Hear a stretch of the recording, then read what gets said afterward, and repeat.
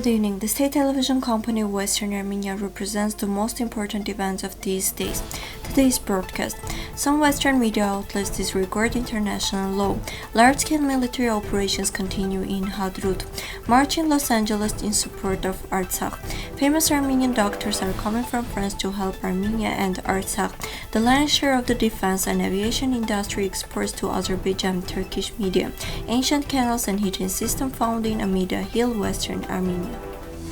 The non-respect of international law by some Western propaganda intensifies the war in Artsakh, legitimizing the war unleashed by the Aliyev clan and Erdogan's territorial ambitions by distorting the legal reality regarding the status of Artsakh and its population. Some Western media systematically use the term Armenian separatists to refer to the indigenous Armenian people, defending its land, history, and identity in accordance with the Declaration on the Rights of Indigenous People and other various conventions adopted by the UN. These media deliberately forget that Artsakh, including Western Armenia, were the subject of the International Peace Treaty in 1920, signed at the Sevres, and that this treaty, even though it was not ratified by some of its parties, was applied by France and Great Britain in relation to the various mandates that these states received from the Supreme Council of the Allies. Article 92.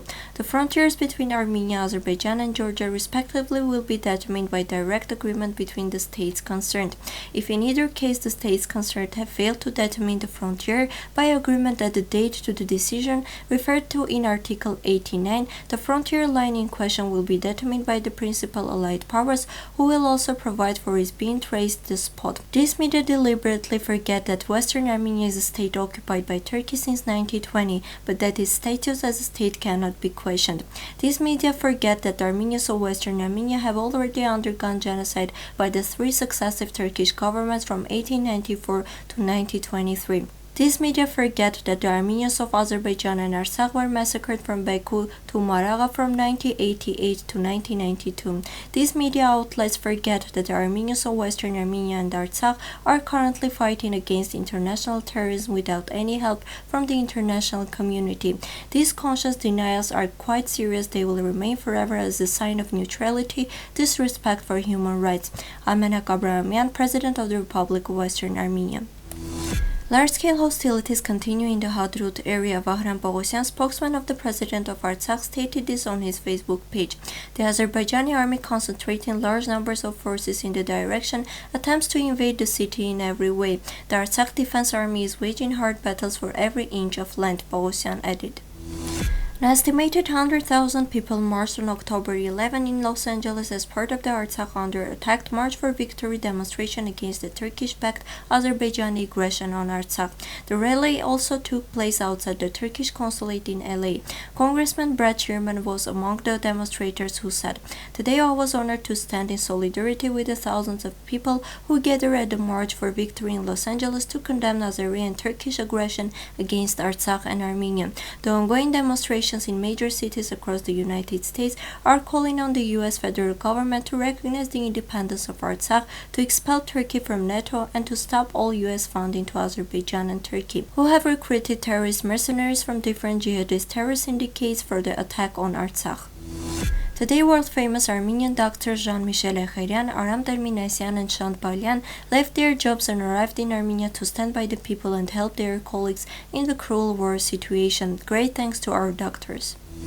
According to the Turkish Chamber of Exporters data, exports in September of this year increased by 4.8% compared to the same period last year. The growth in August was 28.5%. Exports of defense aviation, which increased by 80% in September compared to the same period last year, and in August by 58.7%, amounted to $281,528,000. The sector exported the most to Azerbaijan last month. Archaeological excavations at Amida Hill in Agatangeghos have revealed canals and a heating system estimated to be 1,800 years old. The head of the excavation group, Professor Dr. Ivan Yildiz, said that the Amida Hill is considered to be the heart of Agatangeghos and Mesopotamia. Yildiz noted that this year's work has yielded good results, especially in the excavations on the east side of the diplomatic center. In general, the secret tunnel located inside Amida Hill in Agatangeghos served as an escape tunnel and as a way to the water source. Stone canals were found that carried water to the pool and surrounding area, said the professor. Now let us represent to your attention a song called Chari Shushi.